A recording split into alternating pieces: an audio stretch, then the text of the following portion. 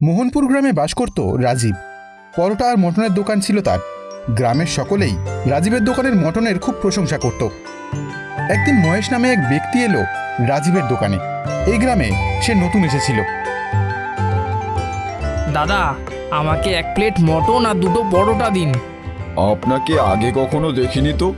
আপনি কি মোহনপুরে নতুন এসেছেন? হ্যাঁ দাদা, আমি এ গায়ে নতুন।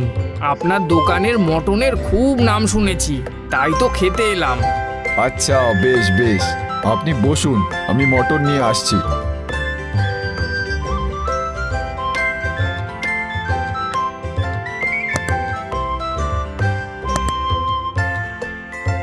বাহ, মটনটা খেতে তো বেশ ভালোই হয়েছে। তবে এরকম মটন তো আমিও বানাতে পারি। হ্যাঁ, একটা আইডিয়া এসেছে। রাজীবদার দোকানের পাশে আমিও একটা দোকান খুলবো, পরোটা আর মটন বিক্রি করব। মনে তো হচ্ছে ভালোই লাভ হবে। কয়েকদিনের মধ্যেই রাজীবের দোকানের পাশে একটা পরোটা আর মটনের দোকান খুলল মহেশ। মহেশের দোকানে মহেশ বসেছিল এবং খরিদ্দারদের সে ডাকছিল। আরে আসুন বাবু, আসুন, টেস্টি টেস্টি মটন আর গরম গরম পরোটা খেয়ে যান। আসুন আসুন। প্রচলিত মানুষেরা মহেশের ডাক শুনল, কিন্তু কেউ তার দোকানের দিকে গেল না। দিনের শেষে হতাশ হয়ে পড়ল মহেশ। সারা দিন ধরে এত ডাকাডাকি করলাম, কিন্তু খদ্দেরও তেমন এলো না আর বিক্রিও হলো না। অর্ধেকের বেশি খাবার এখনো পড়ে আছে, কিন্তু এভাবে চলবে কি করে? না, আর 2 দিন দেখব। যদি তেমন লাভ না করতে পারি তাহলে অন্য ফন্দি কাজে লাগাবো। দিন 2 পরেও মহেশের দোকানে খদ্দের তেমন এলো না। এই ব্যাপারটা খেয়াল করে রাজীব কিছুটা নিশ্চিন্ত হলো। আমার দেখা দেখি পরোটা আর মটনের দোকান করেছে মহেশ। আমার দোকানের বিক্রি কমে যাবে ভেবে চিন্তায় পড়েছিলাম, কিন্তু আজ 3 দিন ধরে ওর দোকানে কেউ যাচ্ছে না দেখে খানিকটা নিশ্চিন্ত হলাম। চতুর মহেশ তার দোকানে বিক্রি বাড়ানোর জন্য নতুন এক উপায় বের করেছিল। মহেশের দোকানের ওপর লেখা বিহারি মটন। দাদা দিদি আসুন, বিহারি মটন খেয়ে দেখুন। গরম গরম পরোটা আর বিহারি মটন খেলেই ভরবে পেট আর মন। প্রচলিত কয়েকজন এসে তার দোকানের সামনে দাঁড়ালো। বিহারি মটন? আগে তো এমন মটন কোনোদিনও খাইনি। তা কেমন খেতে? কেমন খেতে ওই বিহারি মাটন? আরে খেলেই বুঝবেন কেমন সুস্বাদু। একবার খেলে বারবার চাইবেন। এত করে যখন বলছো তখন 1 প্লেট খেয়েই দেখি। দাও, 1 প্লেট বিহারি মটন দাও। আমাকেও দিন। আরো কিছু মানুষ এলো মহেশের দোকানে। মহেশ তাদেরকে পরোটা আর বিহারি মটন দিল।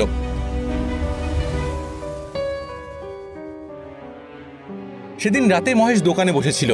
সারাদিনে কেমন বিক্রি হয়েছে তার হিসাব করছিল। আজ মোটামুটি ভালোই বিক্রি হয়েছে।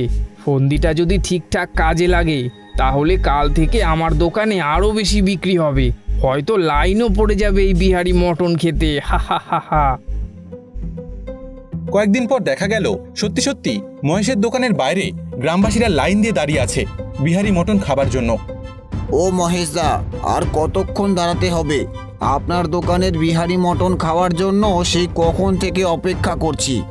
আর একটু দাঁড়াও ভাই, ওদের তো হয়ে এসেছে।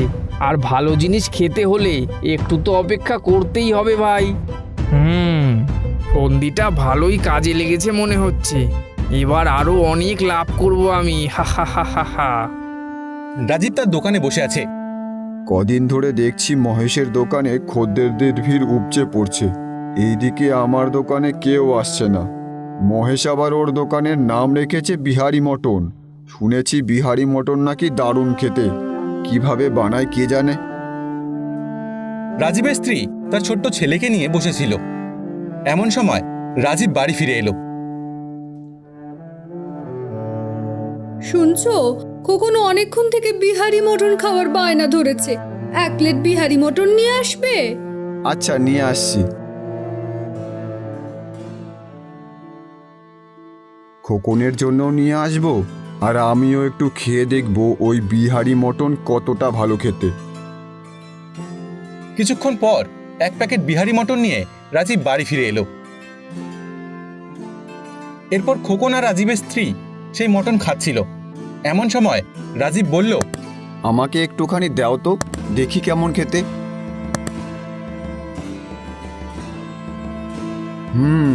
তেল মশলা একটু বেশি দিয়েই রান্না করা, তবে এমন কিছু আহামরি খেতে নয়। এই মটন খাওয়ার জন্য সবাই এত লাইন দিয়ে দাঁড়িয়ে থাকে কেন কে জানে। পরের দিন রাজীব বসেছিল। এমন সময় তার স্ত্রী এলো তার কাছে কিছু বলতে। আজও 1 প্লেট বিহারি মটন নিয়ে এসো তো, খুব খেতে ইচ্ছে করছে। এই কথা শুনে রাজীবের ছেলেও এলো সেখানে। আমারও খেতে ইচ্ছে করছে বাবা। আচ্ছা, নিয়ে আসছি। কিছুক্ষণ পর মহেশের দোকান থেকে বিহারি মটন নিয়ে এলো রাজীব। তার স্ত্রী ও ছেলে সেটা চেটেপুটে খেলো। তার স্ত্রী আর তার ছেলে যখন চেটেপুটে খাচ্ছিল, রাজীব তাদের সামনে দাঁড়িয়েছিল। খাবে একটু? না, তোমরাই খাও। পরের দিন রাজীব তার দোকানে বসেছিল। দোকানে তেমন বিক্রি নেই, আজও তাড়াতাড়ি বাড়ি ফিরে যাই।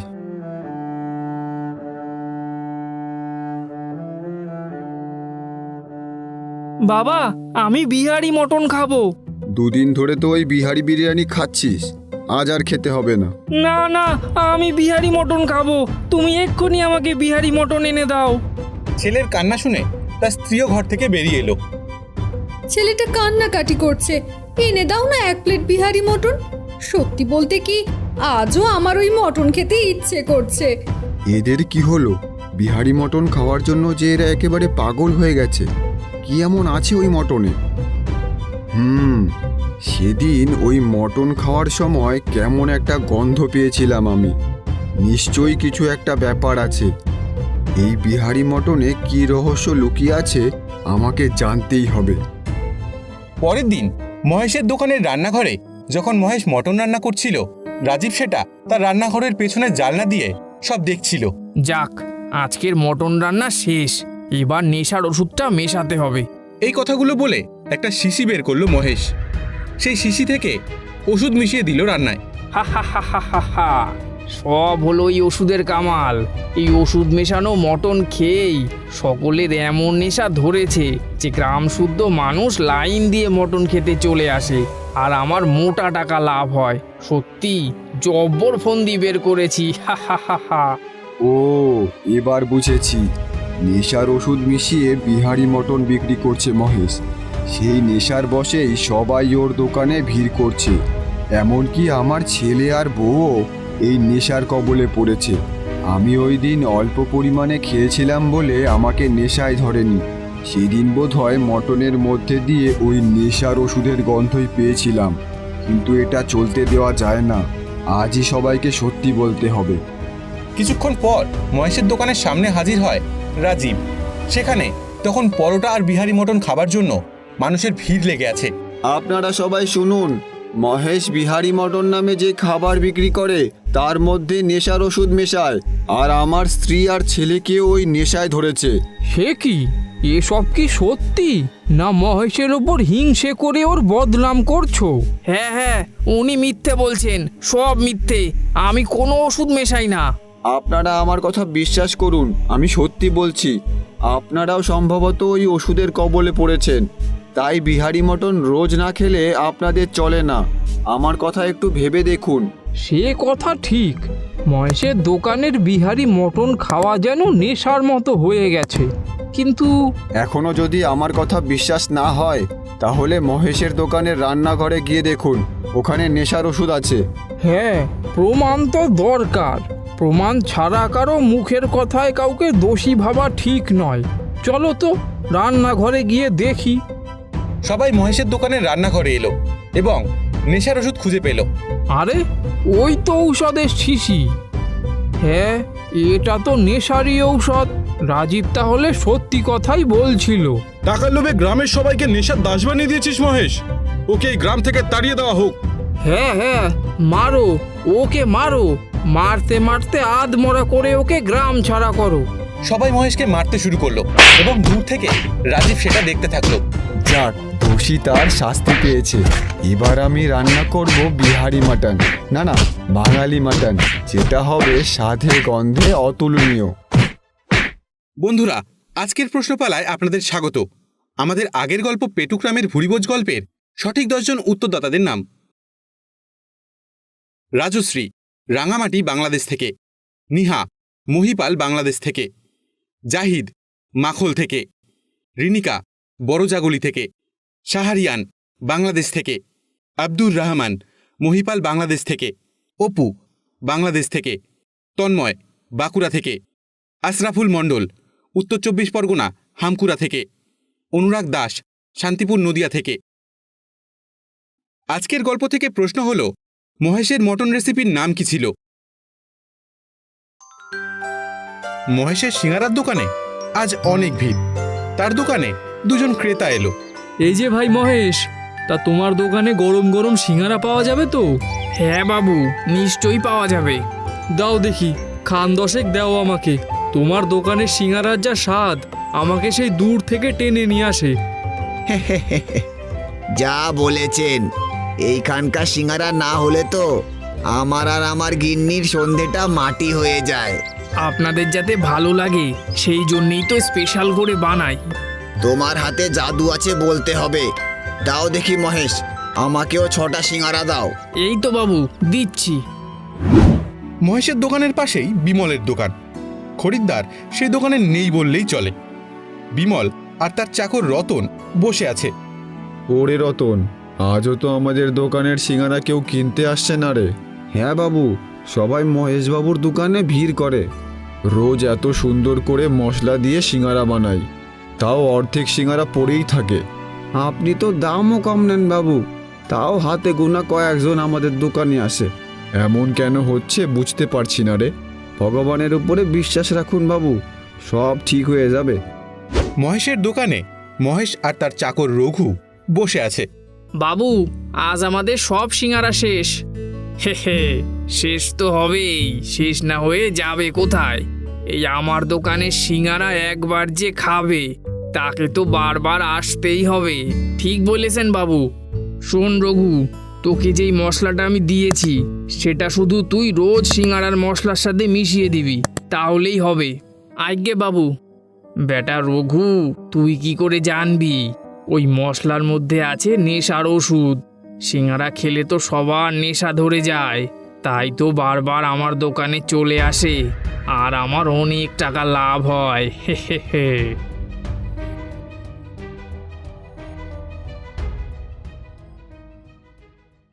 কয়েকদিন পর বিমলের দোকানে বিমল আর রতন বসেছিল। সামনে অর্ধেক ঝুড়ি সিঙ্গারা। রতন, মনে হচ্ছে কেউ আর আসবে না। অনেক সিঙ্গারা রয়ে গেল বাবু, এইগুলোর কি হবে?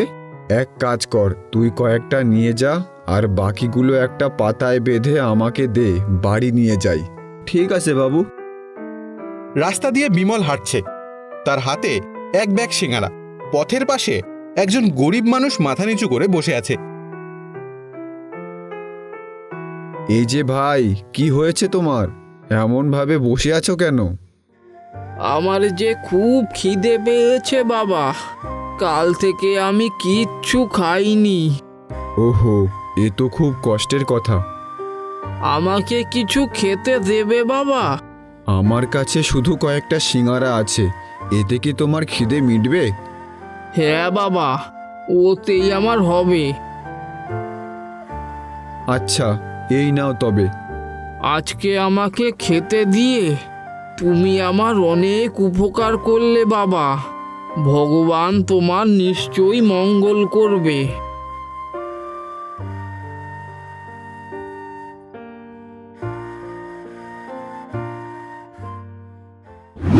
বিমল বাড়ি ফিরে এসে দেখে তার বাড়ির সামনে একজন সাধু দাঁড়িয়ে আছে।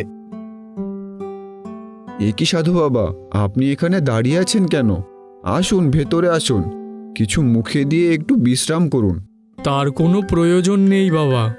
এমন বলবেন না সাধু বাবা, আমি গরিব হলেও আপনার যথাসাধ্য সেবা করব। আরে বোকা, সেবা তুই আগেই করেছিস।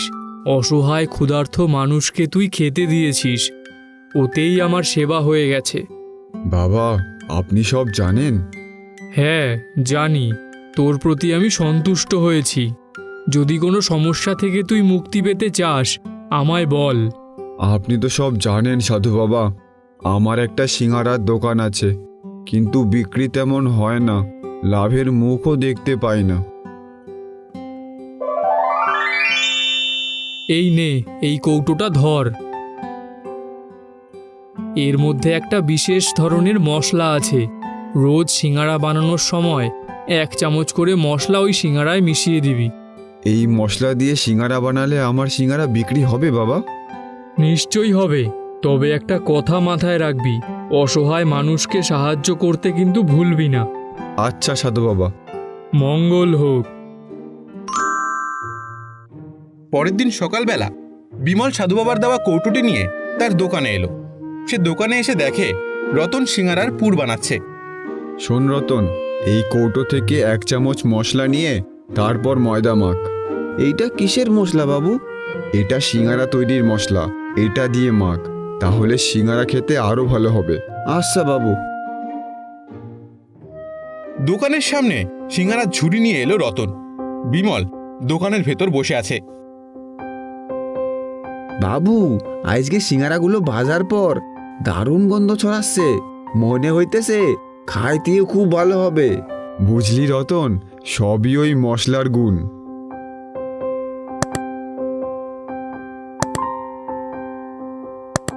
এই যে বিমল, আজ বুঝি স্পেশাল সিঙ্গারা ভেজেছ? দূর থেকে সিঙ্গারার কি সুগন্ধ পেলাম।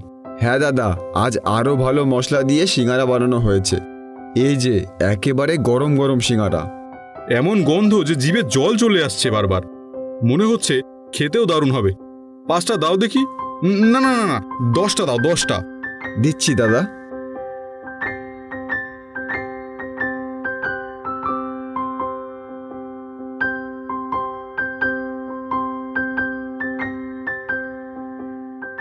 রাস্তা দিয়ে দুজন লোক যাচ্ছিল। আরে এই যে সমরদা, তা কোথায় চললে গো? সিঙ্গারা কিনতে যাচ্ছি ভাই, চায়ের সাথে সিঙ্গারা না হলে ঠিক জমে না। একদম ঠিক বলেছো সমরদা, আমিও বিমলের দোকানেই সিঙ্গারা কিনতে যাচ্ছি। তুমি তো মহেশের দোকানে যাবে সিঙ্গারা কিনতে। না গো দাদা, এখন আর ওই মহেশের দোকানে যাই না। ওই বিমল মহেশের থেকে অনেক ভালো সিঙ্গারা বানায়, ওর কাছেই যাই। ঠিক বলেছ, আমিও আজকাল মহেশের থেকে সিঙ্গারা নিচ্ছি না। বিমলের সিঙ্গারার টেস্টও ভালো আর সহজে হজমও হয়। হ্যাঁ গো দাদা, বিমল তো ভালো তেল মশলা দিয়ে সিঙ্গারা ভাজে, ওর সিঙ্গারা খেলে পেটের কোনো সমস্যা হয় না। তাড়াতাড়ি চলো ভাই, নয়তো শেষ হয়ে যাবে। হ্যাঁ হ্যাঁ, চলো চলো।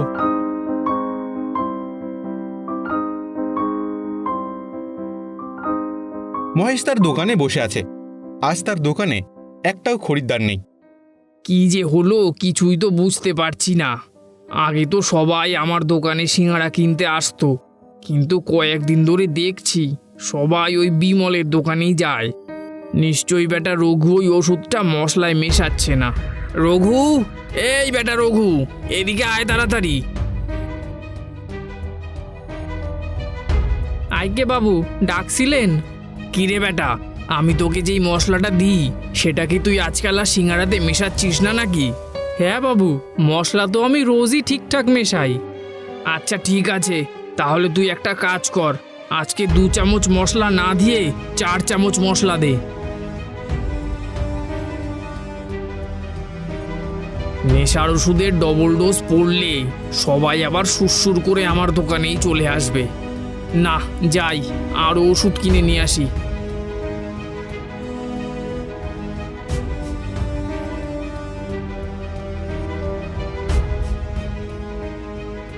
মহেশের ছেলে ঘরে বসে আছে।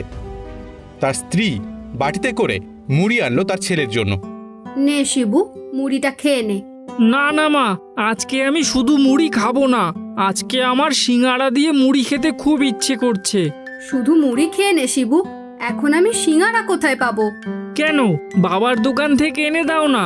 আচ্ছা, তাহলে তুই বস, আমি নিয়ে আসছি।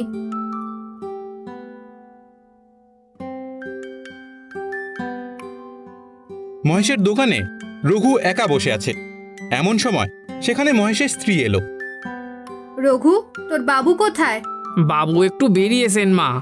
আমাকে 4টে সিঙ্গারা দে তো রঘু, শিবু মুড়ি দিয়ে খেতে চাইছে। দিচ্ছি মা।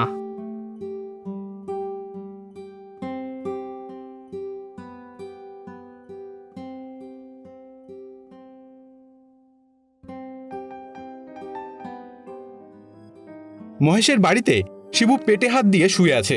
সামনে তার মা বসে আছে। উফ মাগো, এই সিঙ্গারা খাওয়ার পর থেকে না আমার পেটে আর বুকে খুব ব্যথা করছে। আমারও পেটের ভেতর মোচড় দিচ্ছে। উফ, মনে হচ্ছে রঘু সিঙ্গারার মধ্যে কিছু মিশিয়েছে। উফ মাগো, আমার খুব কষ্ট হচ্ছে। উফ। এক্ষুনি তোকে ডাক্তারবাবুর কাছে নিয়ে যাওয়া দরকার। আমি বরং দোকানে গিয়ে দেখি তোর বাবা ফিরেছে কিনা। তুই ততক্ষণ শুয়ে থাক শিবু। মহেশের দোকানে রঘু একা বসেছিল। হঠাৎ সেখানে মহেশের স্ত্রী দৌড়তে দৌড়তে এলো। হেই রঘু, বল তুই সিঙ্গারায় কি মিশিয়েছিস? বল শিগগির। আমি কই না তো মা, আমি তো সিঙ্গারায় কিছু মেশাই না। মিথ্যে বলছিস তুই। ওই সিঙ্গারা খেয়ে শিবুর শরীর খুব খারাপ করেছে, ছটফট করছে ও। আমারও পেটে ব্যথা হচ্ছে। এই যে বৌমা, শিবুকে ডাক্তারের কাছে নিয়ে যাও। মহেশ কোথায়? কোথায় গেছে জানি না কাকাবাবু, এখনো তো আসেনি দেখছি। শিবুর বাবা নেই, সেই ফাঁকে এই রঘু নিশ্চয়ই সিঙ্গারায় কিছু মিশিয়েছে। বিশ্বাস করুন মা, আমি কিচ্ছু করিনি। কি হয়েছে? এখানে এত ভিড় কেন? এই যে তুমি এসেছো, তাড়াতাড়ি শিবুকে ডাক্তারবাবুর কাছে নিয়ে চলো। হঠাৎ করে শিবুর কি হলো? একটু আগে আমি এসে কয়েকটা সিঙ্গারা নিয়ে গেছিলাম, সেই সিঙ্গারা খেয়ে শিবু ছটফট করছে। মনে হচ্ছে রঘু। হায় হায় হায় হায়, এ আমার কি হলো? সিঙ্গারা যাতে বেশি করে বিক্রি হয় সেই লোভে আমি সিঙ্গারায় নেশার ওষুধ মেশাতাম, আর এখন আমার ছেলেটারই এই অবস্থা হয়ে গেল। আমার ছেলেটার যে কি হবে কে জানে। হায় হায় হায়। কি বললে? নেশার ওষুধ মিশিয়ে তুমি সিঙ্গারা বিক্রি করতে? এই সবাই ভাঙো, ভেঙে ফেলো ওর দোকান। কেন এত লোভ করতে গেলে বলো তো? লোভের সাজা তুমি তো পেলেই, আমার নিরপরাধ ছেলেটাও তার সাথে কষ্ট পেল। কেশবপুর নামের এক গ্রামে মহেশ নামের এক সৎ ও দয়ালু বিরিয়ানি বিক্রেতা বাস করত। কিন্তু বিরিয়ানি বিক্রি করে সে খুব বেশি টাকা লাভ করতে পারত না। কারণ ছিল তার দয়ালু স্বভাব। সে গ্রামের গরিব মানুষদের বিনা পয়সাতেই বিরিয়ানি খাওয়াতো।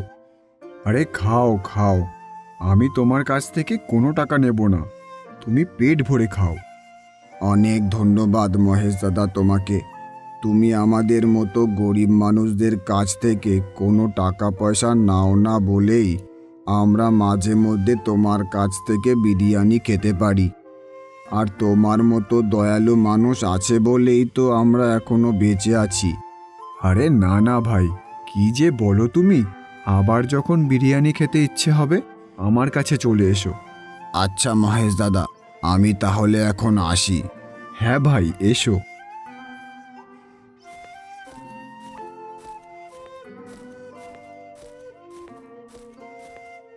দাদা, আমাকে এক প্লেট বিরিয়ানি দিন তো, বাড়ি নিয়ে যাব। হ্যাঁ দাদা, দাঁড়ান, এক্ষুনি দিচ্ছি। এই নিন। কত টাকা দাদা? 60 টাকা দাদা। কিন্তু দাদা, আমার কাছে তো এই 40 টাকাই আছে। 40 টাকা আছে? আচ্ছা ঠিক আছে, তাই দিন। এভাবেই মহেশ সারাদিন বিরিয়ানি বিক্রি করে সন্ধ্যাবেলায় বাড়ি ফিরে যেত। মহেশের এই রকম বিনা পয়সায় বিরিয়ানি খাওয়ানোর কারণে তার স্ত্রী ও বৃদ্ধ মা খুব চিন্তায় থাকত। এই নাও লতা। মাত্র এই কটা টাকা? আচ্ছা তুমি বলো, এই কটা টাকাতে সংসার চলে? বাবা, তুই যদি এভাবেই বিনা পয়সায় বিরিয়ানি দিতে থাকিস তাহলে তো আমাদের না খেয়েই মরতে হবে। আমি কি করব বলো মা, এই গরিব মানুষগুলোর কষ্ট যে আমি দেখতে পারি না। ওনাকে আর বলতে হবে না, ওনাকে বলা আর দেওয়ালকে বলা একই সমান।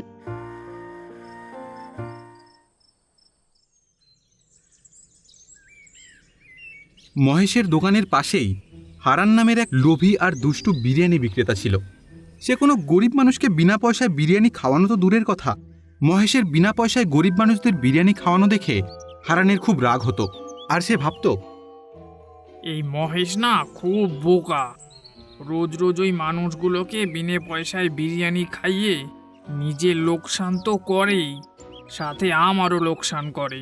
সবাইকে যদি বিনে পয়সায় বিরিয়ানি খাওয়ায় তাহলে কি আর এরা পয়সা দিয়ে বিরিয়ানি কিনে খাবে? প্রতিদিন এই একই ঘটনা ঘটতে থাকায় হারানের খুব রাগ হয়। একদিন হারান মহেশের কাছে গিয়ে তাকে বলে, কি মহেশ, তোমার কাছে কি অফুরন্ত সম্পত্তি রয়েছে নাকি?